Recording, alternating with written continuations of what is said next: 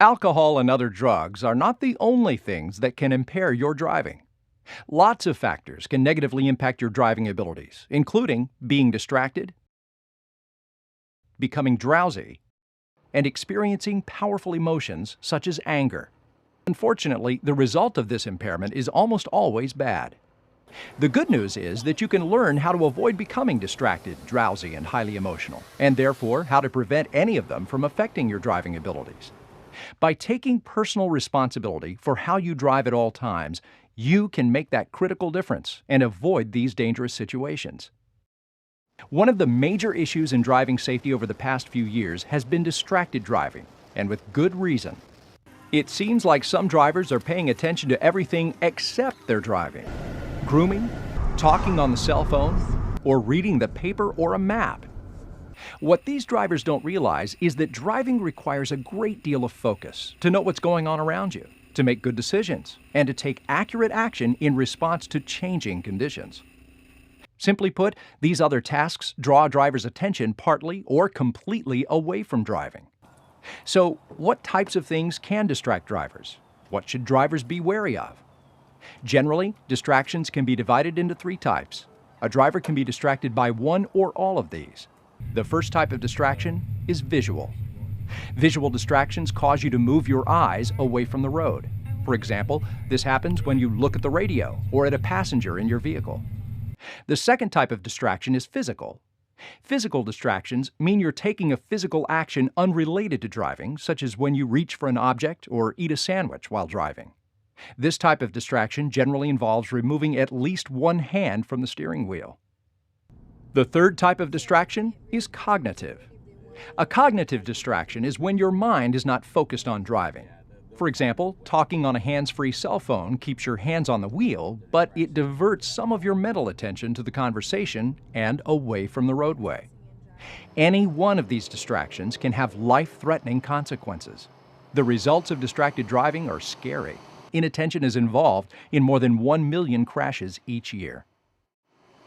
Distractions can come from either outside or inside the vehicle. Perhaps less predictable in nature are outside distractions.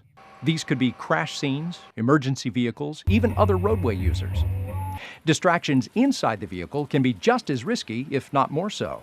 These can include adjusting the audio system, reaching for a loose object, and interacting with passengers. In fact, a driver's risk of a collision increases with each additional passenger in the vehicle. Interesting, isn't it? Crash risk increases roughly 2 times with one teen passenger, triples with 2 passengers, and increases 6 times with 3 or more passengers. Okay, let's talk about all the other potential inside distractions. Cell phones are a major distraction, whether you're calling, emailing, texting, or surfing the web. Although it may seem like talking on the phone is just like talking to a passenger in the vehicle, the truth is talking on a cell phone while driving is very risky.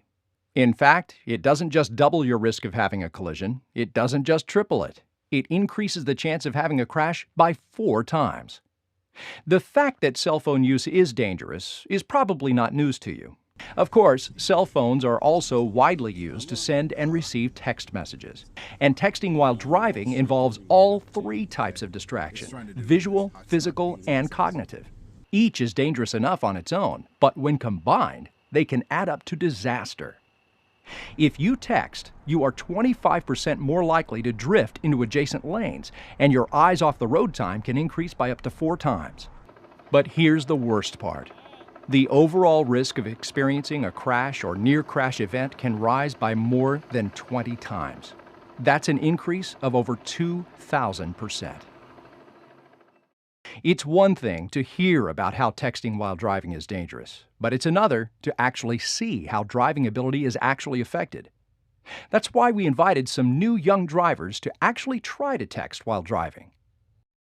The test was conducted in a closed parking lot on a low-speed course lined by traffic cones. A driving instructor was aboard for safety and to provide the messages each driver would be asked to text. To start, each driver first drove the course without texting to become familiar with the layout. Then each drove it again while sending as many text messages as they could. Text, where are you? The results weren't pretty. Nicole sent 7 messages, but knocked over 28 cones along the way. Tyler sent 6 text messages and hit 18 cones.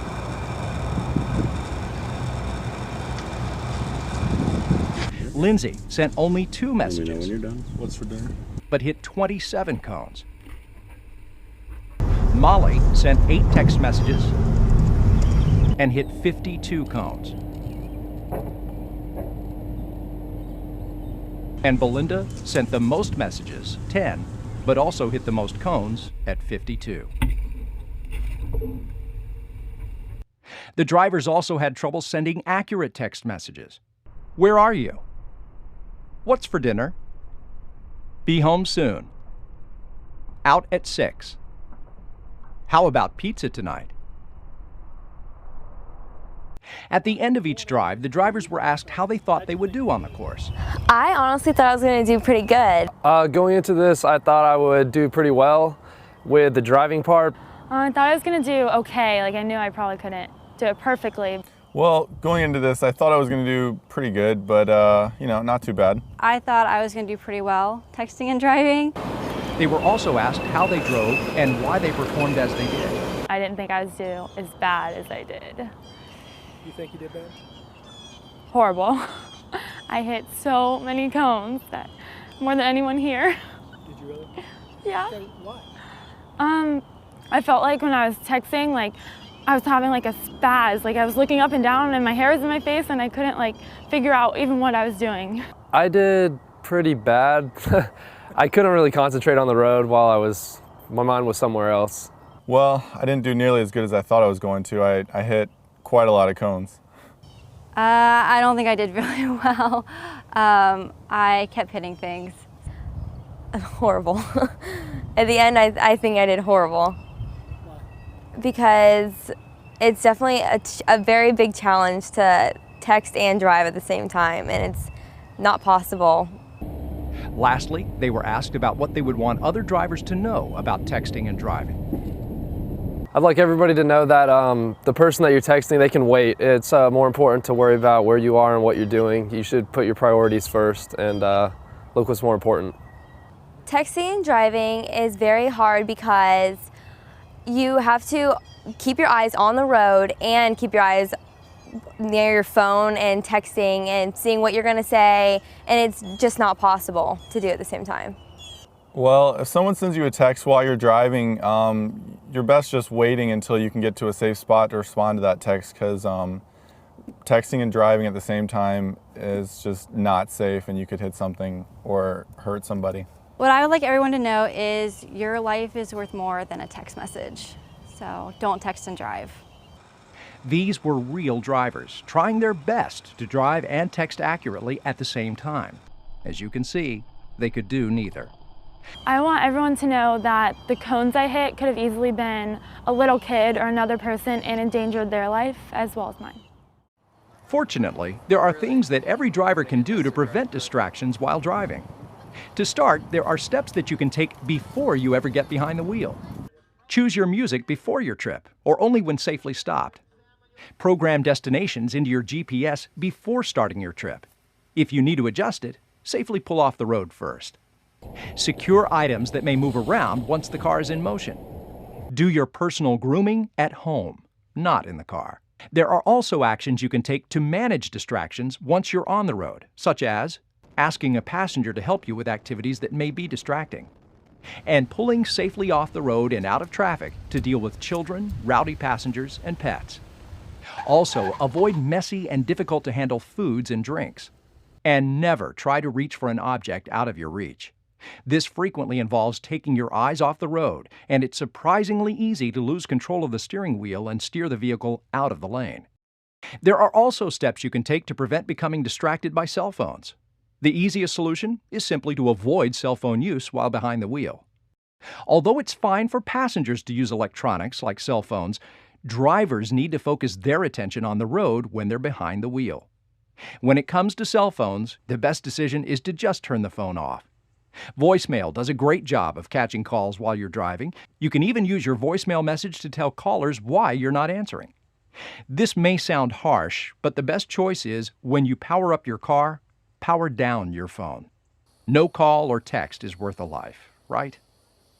Plenty of research confirms that a distracted driver is more likely to miss something important. But some drivers still try to do other things while driving, even when they know better. They know it's risky, they know how to prevent becoming distracted, and yet they still engage in other activities while driving. What each of these drivers, in fact all drivers, should be asked is, can you live knowing you took a life?